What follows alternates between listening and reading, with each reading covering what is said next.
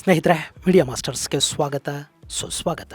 ಗೆಳೆಯರ, ಭಾರತದ ಈಶಾನ್ಯ ಭಾಗದಲ್ಲಿ ದೊಡ್ಡದೇನೋ ಆಗೋದಕ್ಕೆ ಹೋಗ್ತಾ ಇದೆ.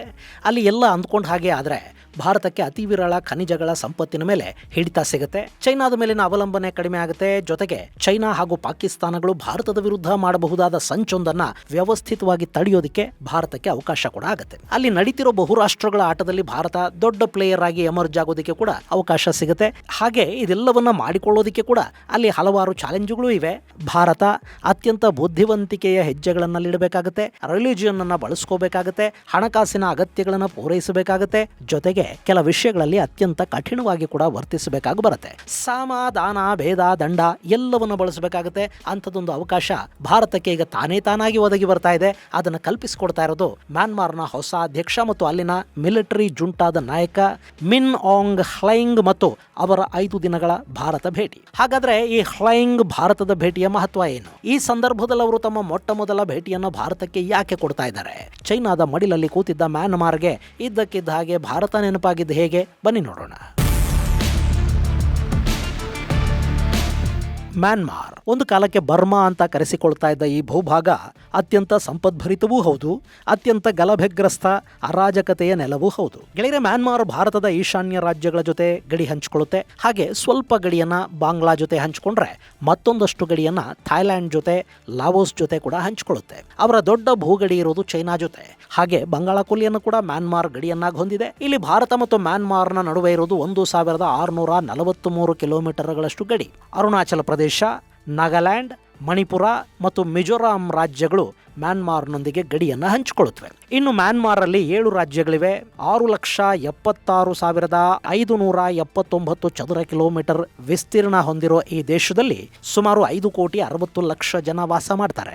87% ಬೌದ್ಧರಿದ್ದಾರೆ, 6.2% ಕ್ರೈಸ್ತರು, 4.3% ಮುಸ್ಲಿಮರು, 0.5% ಹಿಂದೂಗಳು, ಹಾಗೆ ಉಳಿದವರು ಇನ್ನಿತರ ಮತಗಳಿಗೆ ಸೇರಿದವರು ಮತ್ತು ಯಾವ ಮತಧರ್ಮಗಳನ್ನು ಪಾಲಿಸದವರು ಇದ್ದಾರೆ. ಅಲ್ಲಿನ ವಿಶೇಷ ಅಂದ್ರೆ ಬೌದ್ಧರು ಹೆಚ್ಚಿದ್ರೂ ಕೂಡ ಸುಮಾರು 8ಕ್ಕೂ ಹೆಚ್ಚು ಬುಡಕಟ್ಟು ಜನಾಂಗಗಳಲ್ಲಿವೆ. ಅಲ್ಲಿ 7 ರಾಜ್ಯಗಳಲ್ಲೂ ಪ್ರತ್ಯೇಕ ಬುಡಕಟ್ಟುಗಳ ಜೊತೆ ರೋಹಿಂಗ್ಯಾಗಳು ಕೂಡ ಇದ್ದಾರೆ. ಈ ಬುಡಕಟ್ಟು ಜನಾಂಗ ಇದೆಯಲ್ಲ, ಇವರೆಲ್ಲ ಪ್ರತ್ಯೇಕ ದೇಶಕ್ಕಾಗಿ ಹೋರಾಟ ಮಾಡ್ತಾ ಹೋಗ್ತಾ ಇದ್ದಾರೆ. ಕಚಿನ್ ಸ್ಟೇಟ್ಗಾಗಿ ಕಚಿನ್ ಇಂಡಿಪೆಂಡೆಂಟ್ ಆರ್ಮಿ ಇದೆ. ಚಿನ್ ಸ್ಟೇಟ್ಗಾಗಿ ಚಿನ್ ನ್ಯಾಷನಲ್ ಆರ್ಮಿ ಇದೆ. ಶಾನ್ ಸ್ಟೇಟ್ನಲ್ಲಿ ಯುನೈಟೆಡ್ ವಾ ಸ್ಟೇಟ್ ಆರ್ಮಿ ಇದೆ. ರಖೈನ್ ಸ್ಟೇಟಲ್ಲಿ ಅರಾಕನ್ ಆರ್ಮಿ ಇದೆ. ಅವರ ವಿರುದ್ಧ ಅಲ್ಲೇ ರೋಹಿಂಗ್ಯಾಗಳು ಕೂಡ ಕಾದಾಡ್ತಾ ಇದ್ದಾರೆ. ಈ ಅರಾಕನ್ ಆರ್ಮಿ ಅನ್ನೋದು ಬೌದ್ಧರ ಸೇನೆ ಆದರೆ ರೋಹಿಂಗ್ಯಾಗಳು ಮುಸಲ್ಮಾನರು. ಅವರಿಗೆ ಬಾಂಗ್ಲಾದೇಶ ಹಾಗೆ ಪಾಕ್, ಟರ್ಕಿಗಳ ಸಪೋರ್ಟ್ ಕೂಡ ಇದೆ. ಅವ್ರ ಜೊತೆ ಅಲ್ಲಿನ ಒಂದಷ್ಟು ಪ್ರತ್ಯೇಕತಾವಾದಿಗಳು ಸೇರ್ಕೊಂಡು aunty junta pro democracy forces ಅಂತ ಕೂಡ ಮಾಡ್ಕೊಂಡಿದ್ದಾರೆ. ಅಲ್ಲೆಲ್ಲ ಸೇನೆ ಹಾಗೂ ಪ್ರತ್ಯೇಕತಾವಾದಿಗಳ ನಡುವೆ ಹೋರಾಟ ನಿರಂತರವಾಗಿ ನಡೀತಾ ಇದೆ. ಇನ್ನು ನಿಮಗೆ ಗೊತ್ತು, ಅಲ್ಲಿ ಸ್ವಲ್ಪ ದಿನ ಪ್ರಜಾಪ್ರಭುತ್ವ ಇತ್ತು. ಆಂಗ್ ಸಾನ್ ಸೂಕಿಯನ್ನ ಅಮೆರಿಕ ಅಲ್ಲಿ ಪ್ರತಿಷ್ಠಾಪನೆ ಮಾಡಿತ್ತು. ಆದರೆ ಆಕೆಯನ್ನ ಪದಚ್ಯುತಗೊಳಿಸಿದ ರಷ್ಯಾ ಹಾಗೂ ಚೀನಾ ಬೆಂಬಲಿತ ಮಿಲಿಟರಿ ಜುಂಟಾ ಅಧಿಕಾರವನ್ನು ತನ್ನ ಕೈಗೆ ತಗೊಳ್ತು. ಆಗ ಮಿಲಿಟರಿ ನಾಯಕನಾಗಿದ್ದ ಮಿನ್ ಆಂಗ್ ಹ್ಲೈಂಗ್ ಮ್ಯಾನ್ಮಾರ್ನ ಅಧ್ಯಕ್ಷರಾದರು. ಆ ಚುನಾವಣೆ ಪಾರದರ್ಶಕ ಅಲ್ಲ, ಅದು ಸರಿಯಾಗಿ ನಡೆದಿಲ್ಲ ಅನ್ನೋ ಆರೋಪಗಳಿವೆ. ಈ ಸರ್ಕಾರಕ್ಕೆ ಯಾರೂ ಕೂಡ ಮಾನ್ಯತೆಯನ್ನು ಕೊಡ್ತಾ ಇಲ್ಲ. ಇನ್ನು ಮ್ಯಾನ್ಮಾರ್ ಅಲ್ಲಿ ಅಮೆರಿಕ ಹಾಗೂ ಚೈನಾ ಎರಡೂ ಕೂಡ ಆಕ್ಟಿವ್ ಆಗಿವೆ. ಅದಕ್ಕೆ ಕಾರಣ ಮ್ಯಾನ್ಮಾರ್ನಲ್ಲಿನ ಅಪಾರ ಪ್ರಮಾಣದ ರೇರ್ ಅರ್ತ್ ಮಿನರಲ್ಸ್, ಅದರಲ್ಲೂ ಟೆರ್ಬಿಯಂ, ಡಿಸ್ಪ್ರೋಸಿಯಂ, ಹಾಲ್ಮಿಯಂನಂಥ 3 ಅತಿ ವಿರಳ ಖನಿಜಗಳು ಕೂಡ ಅಲ್ಲಿ ಸಿಗುತ್ತವೆ. ಇವತ್ತು ನಾವು ಚೈನಾ ಜಾಗತಿಕ ವಿರಳ ಖನಿಜಗಳನ್ನು 90% ನಿಯಂತ್ರಿಸುತ್ತೆ ಅಂತ ಹೇಳ್ತೀವಿ ಅಲ್ವಾ? ಆ 90%ರಲ್ಲಿ 60% ಹೆಚ್ಚು ವಿರಳ ಖನಿಜ ಸಂಪತ್ತು ಚೈನಾಗೆ ಹೋಗ್ತಾ ಇರೋದು ಇದೇ ಮ್ಯಾನ್ಮಾರ್ನಿಂದ. ಮ್ಯಾನ್ಮಾರಲ್ಲಿ, ಅದರಲ್ಲೂ ಕಾಚಿನ್ ಸ್ಟೇಟಲ್ಲಿ ಅಪಾರ ಪ್ರಮಾಣದ ಖನಿಜಗಳಿವೆ. ಮ್ಯಾನ್ಮಾರ್ ಜಾಗತಿಕವಾಗಿ ಅತಿ ಹೆಚ್ಚು ರೇರ್ ಅರ್ತ್ ಮಿನರಲ್ಸ್ ಸರಬರಾಜು ಮಾಡ್ತಾ ಇರೋ 3ನೇ ದೇಶ ಅನ್ನಿಸ್ಕೊಳ್ಳುತ್ತೆ. 2025ರಲ್ಲಿ ಸುಮಾರು 31,000 ಮೆಟ್ರಿಕ್ ಟನ್ನಷ್ಟು ವಿರಳ ಖನಿಜಗಳನ್ನು ಮ್ಯಾನ್ಮಾರ್ ಸರಬರಾಜು ಮಾಡಿದೆ. ಹಾಗೆ ಚೈನಾ ಇಲ್ಲಿನ ಕ್ಯಾಕ್ಪ್ಯೂ ಬಂದರಿನಿಂದ ಯುನಾನ್ ಪ್ರಾವಿನ್ಸ್ ವರೆಗೆ ರಸ್ತೆ ಮಾರ್ಗವನ್ನು ನಿರ್ಮಾಣ ಮಾಡಿಕೊಂಡಿದೆ. ಅದನ್ನು ಚೈನಾ ಮ್ಯಾನ್ಮಾರ್ ಎಕನಾಮಿಕ್ ಕಾರಿಡಾರ್ ಅಂತ ಕರೀತಾರೆ. ಈ ಮಾರ್ಗದಲ್ಲಿ ಅವರ ತೈಲ ಪೈಪ್ಲೈನುಗಳು ಕೂಡ ಹೋಗಿವೆ. ಇನ್ನು ಮ್ಯಾನ್ಮಾರ್ ಅಲ್ಲಿ ಅಪಾರ ಪ್ರಮಾಣದ ಖನಿಜ ಸಂಪನ್ಮೂಲ ಇದ್ದ ಮೇಲೆ ಅಮೆರಿಕ ಅಲ್ಲಿ ಸುಮ್ಮನಿರೋದಕ್ಕೆ ಸಾಧ್ಯನಾ? ಅವರು ಅಲ್ಲಿ ಮೊದಲು ಆಂಗ್ ಸಾನ್ ಸೂಕಿಗೆ ಬೆಂಬಲ ಕೊಟ್ಟಿದ್ರು.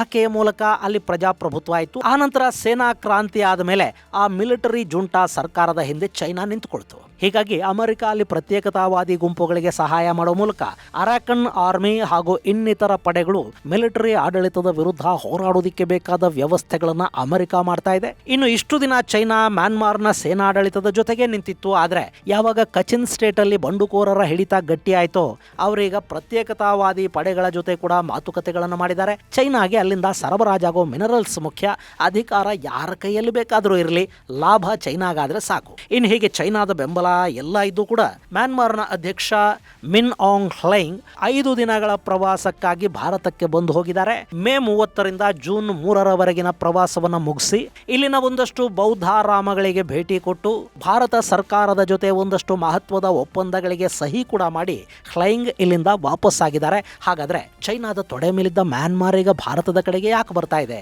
ಅಧ್ಯಕ್ಷರು ತಮ್ಮ ಮೊದಲ ಪ್ರವಾಸವನ್ನ ಭಾರತಕ್ಕೆ ಯಾಕೆ ಹಮ್ಮಿಕೊಂಡಿದ್ದಾರೆ?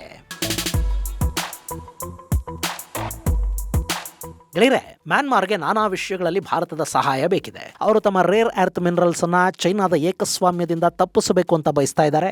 ಬೇಡಿಕೆ ಮತ್ತು ಕೊಳ್ಳುವವರ ಸಂಖ್ಯೆ ಹೆಚ್ಚಾದ್ರೆ ಬೆಲೆ ಹೆಚ್ಚಾಗುತ್ತೆ. ಚೈನಾಗೆ ಮಾತ್ರ ಕೊಡ್ತಾ ಹೋದ್ರೆ ಚೈನಾ ಅದನ್ನು ದೋಚುತ್ತಾ ಹೋಗುತ್ತೆ. ಮ್ಯಾನ್ಮಾರ್ ಅಧ್ಯಕ್ಷರು ಈಗ ತಮ್ಮ ದೇಶದ ಆರ್ಥಿಕ ಅಭಿವೃದ್ಧಿಯ ಕಡೆಗೆ ಗಮನ ಹರಿಸೋದಕ್ಕೆ ಹೋಗ್ತಾ ಇದ್ದಾರೆ. ತಮ್ಮ ಸೇನೆಯ ಶಕ್ತಿಯನ್ನ ಹೆಚ್ಚು ಮಾಡ್ಕೊಳ್ಳೋ ಪ್ರಯತ್ನದಲ್ಲಿದ್ದಾರೆ. ಅದೆಲ್ಲದಕ್ಕೂ ಹಣ ಬೇಕಿದೆ.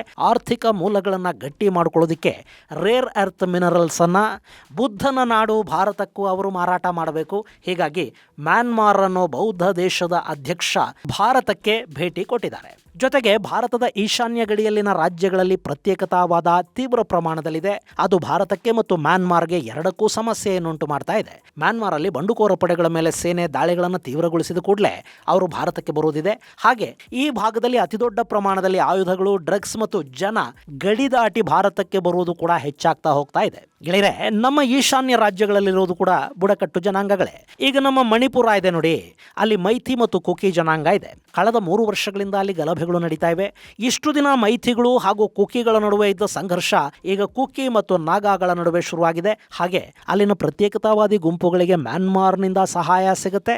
ಇನ್ನು ಬೋಡೋಲ್ಯಾಂಡ್ಗಾಗಿ ಹೋರಾಟ ಮಾಡ್ತಾ ಇದ್ದವರು ಉಲ್ಫಾಗಳು, ಕುಕಿ, ಝೋಮಿ ಪಡೆಗಳು ಇವೆಲ್ಲ ಆಕ್ಟಿವ್ ಆಗಿ ಕೆಲಸ ಮಾಡೋದಕ್ಕೆ ಬೇಕಾದ ವ್ಯವಸ್ಥೆಗಳು ಮ್ಯಾನ್ಮಾರ್ನಿಂದ ಲಭ್ಯ ಆಗ್ತಾ ಇವೆ. ಮ್ಯಾನ್ಮಾರ್ನ ಗಡಿ ದಾಟಿ ಭಾರತಕ್ಕೆ ಬರೋ ಯಾವುದೋ ಒಂದು ಮಿಲಿಟೆಂಟ್ ಗ್ರೂಪು ಭಾರತದ ನಾಗಾಲ್ಯಾಂಡ್ ಅಲ್ಲೋ, ಮಣಿಪುರದಲ್ಲೋ, ಮಿಜೋರಾಮ್ ಅಲ್ಲೋ ಅಲ್ಲಿನ ಯಾವುದೋ ಒಂದು ಜನಾಂಗದ ಮೇಲೆ ದಾಳಿ ಮಾಡಿ ವಾಪಸ್ಸು ಹೋಗ್ಬಿಟ್ರೆ ನಮ್ಮ ರಾಜ್ಯಗಳಲ್ಲಿ ಜನಾಂಗೀಯ ಸಂಘರ್ಷಗಳು ಉಂಟಾಗೋದಿಕ್ಕೆ, ಭಾರತದ ಈಶಾನ್ಯ ರಾಜ್ಯಗಳು ಸಂಘರ್ಷ ಪೀಡಿತ ಆಗೋದಿಕ್ಕೆ ಕಾರಣ ಆಗ್ತಾ ಹೋಗುತ್ತೆ.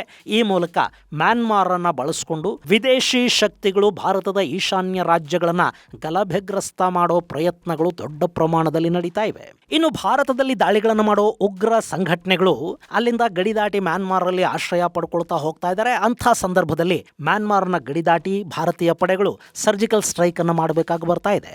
ಆದರೆ ಅದನ್ನ ಎಲ್ಲೂ ಕೂಡ ಭಾರತ ಆಗಲಿ ಮ್ಯಾನ್ಮಾರ್ ಆಗಲಿ ಬಹಿರಂಗಪಡಿಸ್ತಾ ಇಲ್ಲ. ನಾವು ಗಡಿ ದಾಟಿ ಹೋಗಿ ಹೊಡೆದ್ವಿ ಅಂತ ಭಾರತ ಹೇಳ್ಕೊಳ್ಳೋದಿಲ್ಲ. ಗಡಿ ದಾಟಿ ಯಾಕೆ ಬಂದ್ರಿ ಅಂತ ಮ್ಯಾನ್ಮಾರ್ ಕೂಡ ಕೇಳ್ತಾ ಇಲ್ಲ. ಅವರಿಗೂ ಆ ಭಾಗದ ಉಗ್ರವಾದಿಗಳನ್ನ ಯಾರಾದರೂ ಮಟ್ಟ ಹಾಕಿದ್ರೆ ಸಾಕು ಅನ್ನೋ ಹಾಗಾಗಿದೆ. ಸೊ ಇತ್ತೀಚಿನ ದಿನಗಳಲ್ಲಿ ಇಂಥ ಸರ್ಜಿಕಲ್ ಸ್ಟ್ರೈಕ್ಗಳು ಹೆಚ್ಚಾಗ್ತಾ ಹೋಗ್ತಾ ಇವೆ. ಹೀಗಾಗಿ ಭಾರತದ ಗಡಿಯಲ್ಲಿನ ಚಲನವಲನಗಳನ್ನು ನಿಯಂತ್ರಿಸಿ ಆ ಗಡಿಯಿಂದ ಪ್ರತ್ಯೇಕತಾವಾದಿಗಳನ್ನ ಭಾರತ ನಿರ್ಮೂಲನೆ ಮಾಡ್ತಾ ಬಂದ್ರೆ ಮ್ಯಾನ್ಮಾರ್ನ ಸೇನೆ ತಮ್ಮ ದೇಶದೊಳಗಿನ ಪ್ರತ್ಯೇಕತಾವಾದಿಗಳನ್ನ ದಮನ ಮಾಡ್ತಾ ಹೋಗುತ್ತೆ. ಈ ನಿಟ್ಟಲ್ಲಿ ಕೂಡ ಅವರಿಗೆ ಭಾರತದ ಸಹಾಯ ಬೇಕು. ಜೊತೆಗೆ ಭಾರತ ಮ್ಯಾನ್ಮಾರ್ಗೆ ಬೇಕಾದ ಆಯುಧಗಳನ್ನು ಒದಗಿಸಿಕೊಡ್ಲಿ ಅನ್ನೋ ಆಸೆ ಕೂಡ ಅವರಿಗಿದೆ.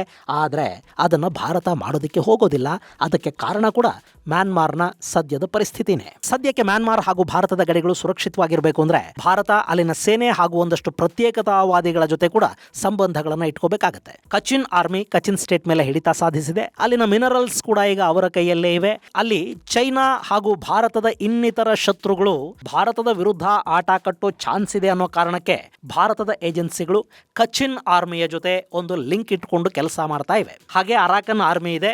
ಅವರು ಬಾಂಗ್ಲಾದೇಶದ ಸೇನೆಗೆ ಆಗಾಗ ಪಾಠ ಕಲಿಸ್ತಾ ಇರ್ತಾರೆ. ಅಲ್ಲಿ ಅರಾಕನ್ ಆರ್ಮಿಯ ವಿರುದ್ಧ ಇರೋ ರೋಹಿಂಗ್ಯಾ ಪಡೆಗಳಿಗೆ ಬಾಂಗ್ಲಾ ಸಹಾಯ ಮಾಡ್ತಾ ಇದೆ. ಅವರಿಗಾಗಿ ತರಬೇತಿ ಶಿಬಿರಗಳನ್ನು ಬಾಂಗ್ಲಾ ಹಾಗೂ ಟರ್ಕಿ ಪಾಕಿಸ್ತಾನಗಳು ಏರ್ಪಡಿಸ್ತಾ ಇರುತ್ತವೆ. ರೋಹಿಂಗ್ಯಾ ಪಡೆಗಳಿಗೆ ಆಯುಧ, ಹಣಕಾಸಿನ ನೆರವನ್ನು ಟರ್ಕಿ ಕೊಡ್ತಾ ಇದೆ. ಅಲ್ಲಿ ತಯಾರಾಗುವ ಉಗ್ರರನ್ನ ಅರಾಕನ್ ಆರ್ಮಿಯ ವಿರುದ್ಧ ಅಥವಾ ಮ್ಯಾನ್ಮಾರ್ ಸೇನೆಯ ವಿರುದ್ಧವೇ ಬಳಸ್ತಾರೆ ಅಂತೇನಲ್ಲ. ಈ ಹಿಂದೆ ಆಫ್ಘನಿಸ್ತಾನಕ್ಕೆ ಅಂತ ಉಗ್ರರನ್ನ ಸಿದ್ಧಪಡಿಸಿದ್ದ ಪಾಕಿಸ್ತಾನ ಅದರಲ್ಲಿನ ಒಂದಷ್ಟು ಜನರನ್ನ ಭಾರತದ ವಿರುದ್ಧ ಬಳಕೆ ಮಾಡ್ತು. ಸೊ ಇಲ್ಲಿ ಕೂಡ ಭಾರತದ ಗಡಿಯ ಒಳಗೆ ರೋಹಿಂಗ್ಯಾ ಉಗ್ರರನ್ನ ನುಗ್ಗಿಸುವ ಅವಕಾಶಗಳು ಇರುತ್ತವೆ.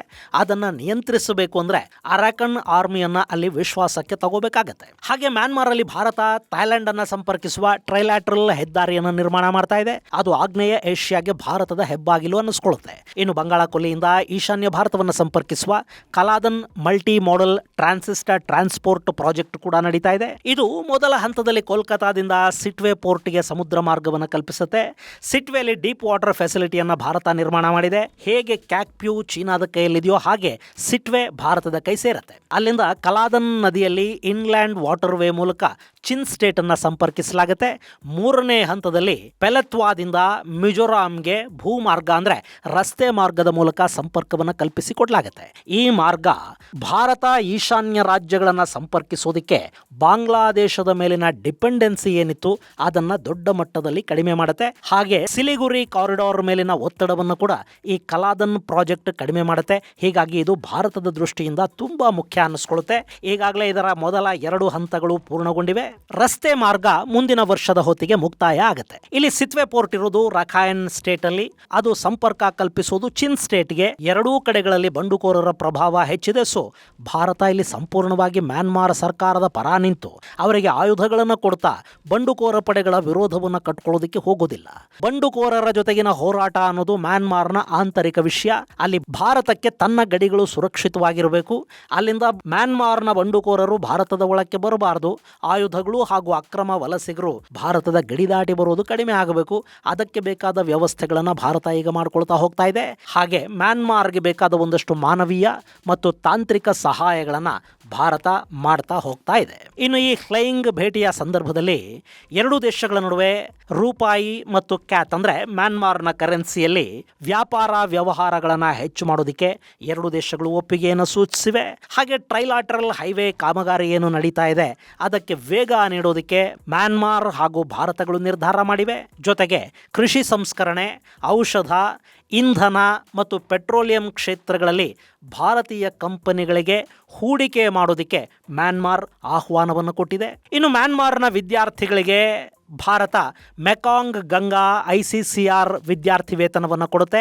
ಇಷ್ಟು ದಿನ 36 ವಿದ್ಯಾರ್ಥಿಗಳಿಗೆ ವಿದ್ಯಾರ್ಥಿ ವೇತನವನ್ನು ಕೊಡಲಾಗ್ತಾ ಇತ್ತು. ಈಗ ಅದನ್ನ 2026ರಿಂದ 100ಕ್ಕೆ ಹೆಚ್ಚಿಸಲಾಗ್ತಾ ಇದೆ. ಜೊತೆಗೆ ಭಾರತದ ಭದ್ರತಾ ಕಳಕಳಿಗಳ ಬಗ್ಗೆ ಮ್ಯಾನ್ಮಾರ್ ಒಂದು ಭರವಸೆಯನ್ನು ಕೊಟ್ಟಿದೆ.